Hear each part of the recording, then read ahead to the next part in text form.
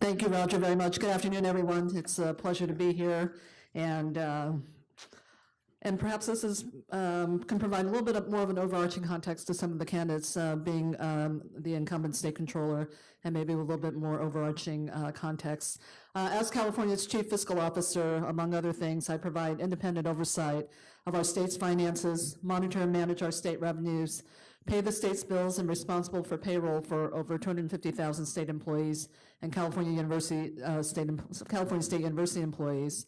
I serve as the state's independent auditor to examine the internal controls of state agencies and local governments, produce the financial statements for the state of California, and also administer the California's unclaimed property program. And if I could just take 1 minute to do a shameless plug of our unclaimed property program, I'm holding close to about $8 billion in properties. These are uncashed refund checks, perhaps utility deposits that do not belong to the state of California. They are all listed on a public website. If you will visit claimit.ca.gov, some of that property could be yours and you can claim that property.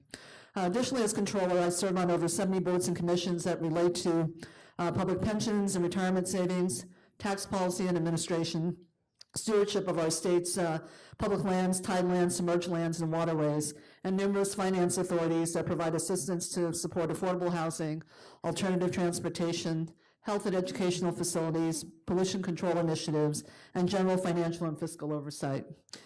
My primary work every day is about preparing the state's fiscal house for an eventual economic downturn so we can still meet our obligations. I am asked often what keeps me up at night, and I would have to say on any given day, I do think about lacking the resources to pay the bills for the state of California.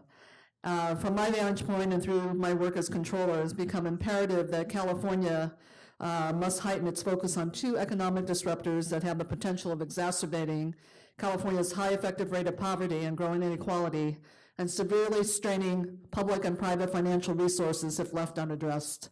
The first is the changing nature of work, the future of work, as technological innovations, automation, AI, robotics increasingly drive productivity. And secondly, the effects of global climate change that pose significant risks from warmer temperatures, pollution, and sea level rise, and have brought more commonly occurring and devastating wildfires and weakening of our seawalls already. Three forms of capital generally drive our economy, and these forms of capital are becoming more finite. Physical capital, which includes our infrastructure and our fiscal resources, have infrastructure and the needs of which have been neglected as our population has continued to grow. Our natural resources that have faced depletion each year at an accelerated rate, all tested by the effects of climate change. Financial capital that as the economy grows, our fiscal resources are facing the constraints of an inefficient tax system developed in a bygone era, and efforts to further increase and impose new taxes are reaching their limits. And finally, human capital, the third type of capital that drives our economy. And this is the form of capital that I can still consider and believe is California's goal. Public policy consideration of the future of work cannot and should not be limited to, on the one hand, the inevitability that some jobs will be displaced and replaced, and thereby taxing robots to make up for lost income tax revenue, to the other end of the continuum where everyone gets paid a universal basic income. California's goal, our precious human capital, deserves a more robust and complete embrace whereby we can engage in how we can reimagine and reallocate work that incorporates our technological innovations and at the same time does not exacerbate inequality. I think about the farm workers that Roger spoke about who harvest our food, their work rapidly becoming automated. Yet why not equip these workers with the technology and skills whereby they may serve as the first line of defense in detecting foodborne illness? I think about the in-home care being provided by certified nursing assistants, therapists, and aides to our loved ones who are elderly, sick, or disabled. Backbreaking, intense work. And what about incorporating AI and robotics in the care they provide so they can elevate the quality of service and the quality of life for whom they serve? And how we may value and compensate their work as they are more in demand with our growing older adult population. I think about the new entrepreneurial opportunities that may arise as we look at how we must respond to the effects of climate change, from furnishing the technologies for safe drinking water and water conservation to supplying the materials to build more resilient housing.